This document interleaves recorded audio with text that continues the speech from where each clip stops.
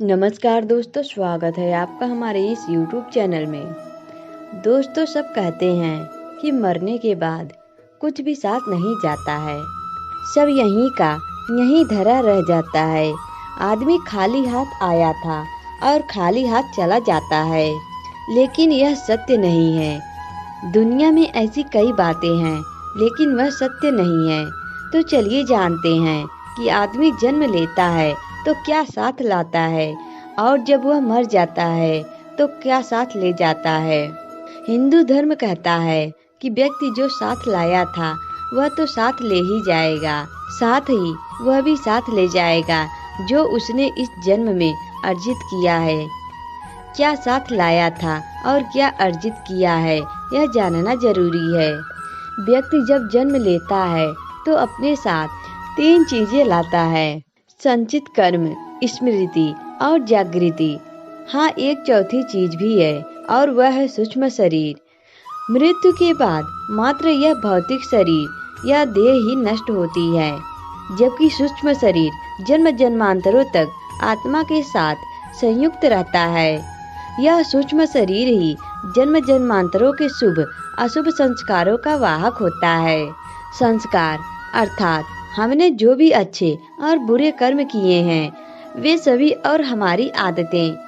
ये संस्कार मनुष्य के पूर्व जन्मों से ही नहीं आते, अपितु माता पिता के संस्कार भी रज और वीर्य के माध्यम से उसमें प्रविष्ट होते हैं, जिसमें मनुष्य का व्यक्तित्व इन दोनों से ही प्रभावित होता है। बालक के गर्भ धारण की परिस्थितियां भी इन पर प्रभाव डालती है। ये कर्म संस्कार ही प्रत्येक जन्म में एकत्र होते चले जाते हैं, जिससे कर्मों का एक विशाल भंडार बनता है। इसे संचित कर्म कहते हैं।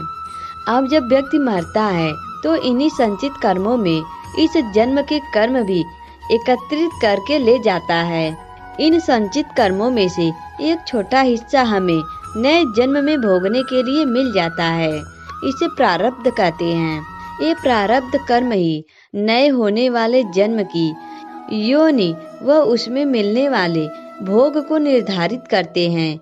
फिर इस जन्म में किए गए कर्म, जिनको क्रियामय कहा जाता है, वह भी संचित संस्कारों में जाकर जमा होते रहते हैं। क्या है स्मृति? 1% भी लोग नहीं होंगे जो अपने पिछले जन्म की स्मृति को खोलकर यह जान लेते होंगे कि मैं पिछले जन्म में क्या था। प्रत्येक व्यक्ति के पास अपने पिछले और इस जन्म की कुछ खास स्मृतियां संग्रहित रहती हैं। भगवान श्री कृष्ण गीता में अर्जुन से कहते हैं कि हे अर्जुन, तुझे अपने अगले और पिछले जन्मों की याद नहीं है, लेकिन मुझे अपने लाखों जन्मों की स्मृति याद है। लाखों वर्ष पूर्व भी तू था और मैं भी था। किस जन्म में तू क्या था यह मैं जानता हूँ, और अगले जन्म में तू क्या होगा यह भी मैं जानता हूँ, क्योंकि मैं तेरे संचित कर्मों की गति भी देख रहा हूँ। अतः यह कहना होगा कि जब व्यक्ति जन्म लेता है तो वह अपने पिछले जन्म की स्मृतियाँ साथ लाता है, लेकिन वह धीरे धीरे उन्हें भूलता जाता है। भूलने का अर्थ यह नहीं कि वे स्मृतियाँ सदा के लिए मिट गए। इसी तरह जब व्यक्ति मरता है तो वह इस जन्म की भी स्मृतियां बटोरकर साथ ले जाता है। जागृति क्या है? यह विषय थोड़ा कठिन है। प्रत्येक मनुष्य और प्राणी के भीतर जागृति का स्तर अलग अलग होता है।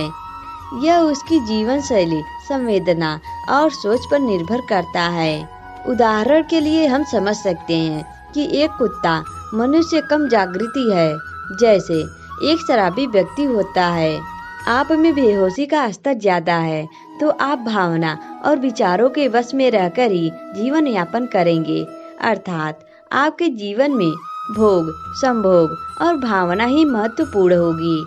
आप इसे इस तरह समझें कि आप में और पशुओं में क्या खास फर्क है।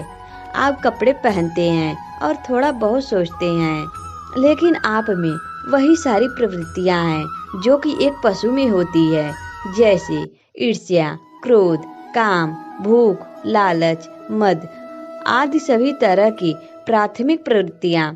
प्राणियों को प्राणी इसलिए कहते हैं कि वह प्राण के स्तर पर भी जीते और मर जाते हैं। उनमें मन ज्यादा सक्रिय नहीं रहता है। मनुष्य में मन ज्यादा सक्रिय रहता है, इसलिए वे मन की भावना और विचारों में ही ज्यादा रमते हैं। वे मानसिक हैं। मन से ऊपर उठने से जागृति शुरू होती है। जागृति की प्रथम स्टेज बुद्धि और द्वितीय स्टेज विवेक और तृतीय स्टेज आत्मावान होने में है। प्रार्थना और ध्यान से जागृति बढ़ती है। उक्त सभी को मिलाकर कहा जाता है कि व्यक्ति अपने साथ धर्म लाता है और धर्म ही ले जाता है। इसका सरल और व्यावहारिक अर्थ यही है कि मृत्यु होने पर व्यक्ति के सगे संबंधी भी उसकी मृत देह से कुछ समय में ही मोह या भावना छोड़ देते हैं और अंतिम संस्कार करके चले जाते हैं। किंतु इस समय भी मात्र धर्म ही ऐसा साथी होता है जो उसके साथ जाता है। दोस्तों, आज के वीडियो में बस इतना ही। अगर यह वीडियो आपको अच्छा लगा तो वीडियो को लाइक करें और हमारे चैनल को भी सब्सक्राइब करें। दोस्तों, वीडियो देखने के लिए आप सभी का धन्यवाद।